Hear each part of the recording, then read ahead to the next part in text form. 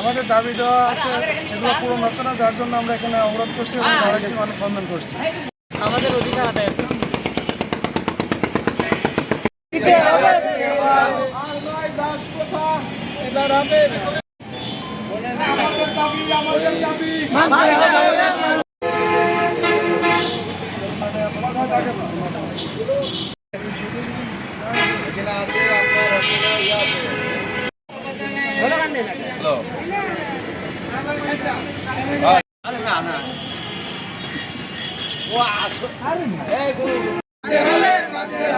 আমাদের চাকরি আমাদের চাকরি